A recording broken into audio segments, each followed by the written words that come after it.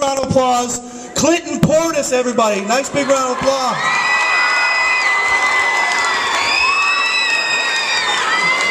All right, Clinton.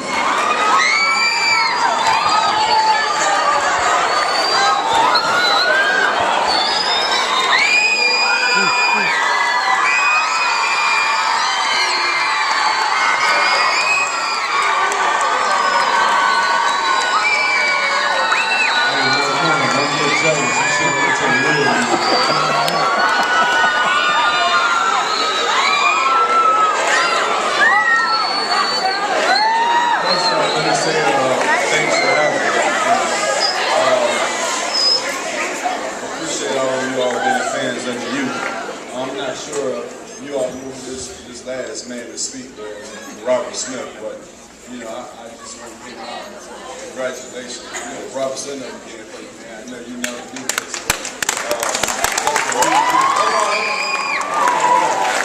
just for you, you know, it's a lot of, like you said, it's a lot of guys that play the game. You know, play the running back position. Myself, I play the running back position. You know, I think this man was one of the greatest players that ever played to walk out on his own and do it the right way. You know, him, Jim Brown, Barry Sanders are the only three that I can think of that walked out in the prime of their career. And, you know, you don't know who he is, but what he walked away for to do, you know, I sit back and I think all the time, if I ever do anything, I want to do it and join that select category. So, you know, you always learn my favorite brother.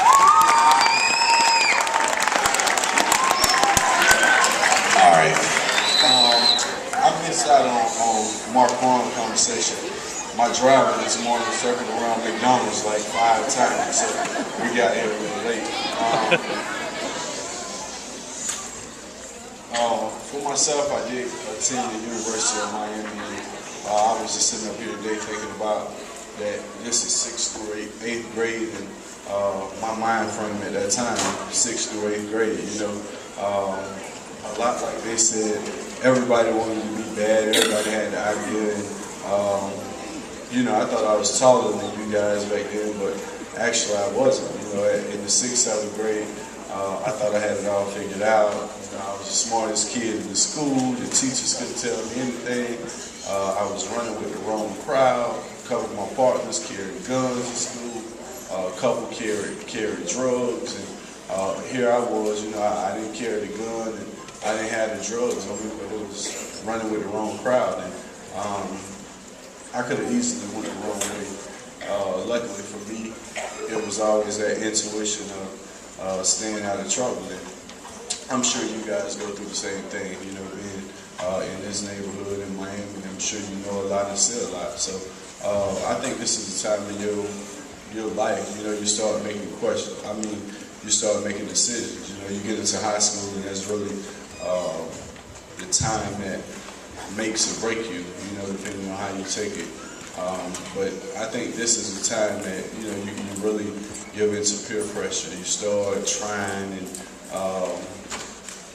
experiencing new things and meeting new people across the paths with different mindsets. You know, you come in, if you're in the 6th grade, you admire 8th graders, and, you know, somebody can manipulate you. But to everybody in here, you know, be yourself, man. You know, don't try to fit in. Don't worry about the clothes you're wearing and what people say. You know, the prettiest girl in the 8th grade and through high school, when you get older, she fall off real quick. And the little chubby kid in the 6th, 7th grade, who everybody picked on, all of a sudden when you get older, she like, yeah, I went to school with you. And you like, no, I went to another school from you. And she, you know, turned out to be the Holly Berry. So, I mean, you're going to go through a lot of change. So, in the midst of going through that change, enjoy the ride. You know, I think just listening to Robert, a lot of the choices, we all had similar situations. I came from Laurel, Mississippi. I know none of you all know, ever even heard of that. Anybody heard of Laurel, Mississippi? Exactly. Well, it's like 10 minutes from where Brett Favre is from. Steve McNair from the same area, and Jason Campbell from the same area. So, you know, we're popular little towns, just nobody know of us.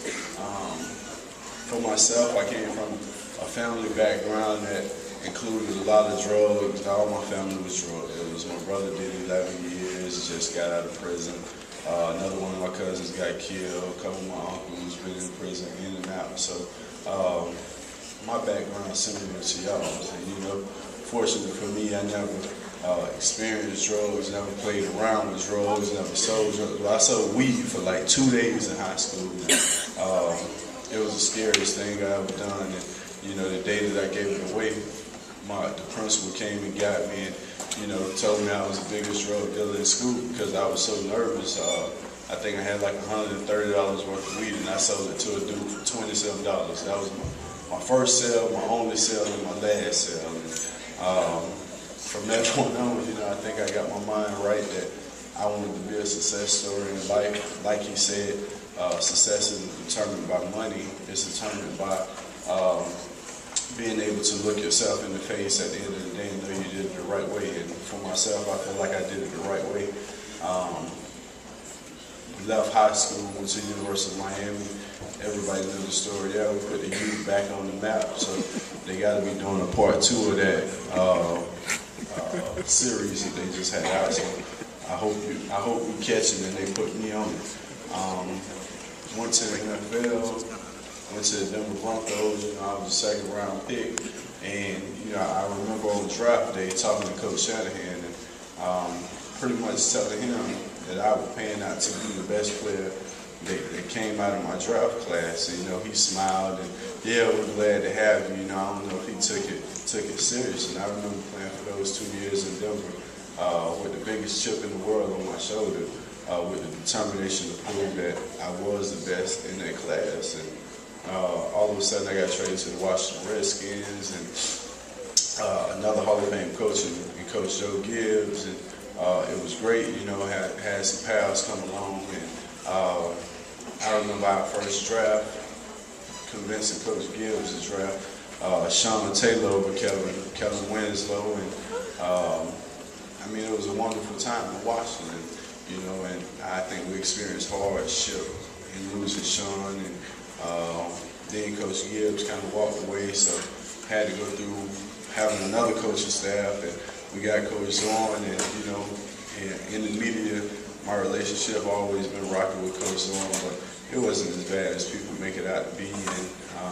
And now I'm reunited with Coach Shanahan, which is, you know, and telling you all like how lucky and blessed I was to have this opportunity to go and have the coach that brought me into the NFL, and having him again and having the opportunity to play for him. So, you know, you just got to be careful of what you say and pay attention to things you do, and you never know what opportunities you're going to get. So keep all your doors open, man. You know, I know y'all probably still sleeping, you know, but at the same time, I think what they're doing with the NFL, bringing this to your school, you got to go with an opportunity to see faces that came from similar backgrounds as you all. And I mean, I'll take questions, but you know, from me, from them, I'm sure everybody in here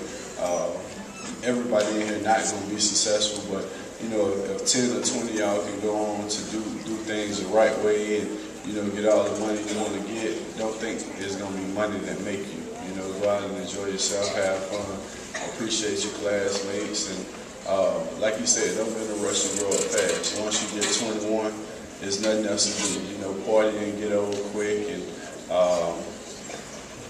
no need to rush it. So I'll take any questions. If not, congratulations to y'all. Good luck to y'all. Clinton Portis, everybody. Nice big round of applause. Hold on. I'm going to get in trouble, but I'm not supposed to give this away. That's right. I'm going to have Clinton sign this helmet, and I'm going to give this helmet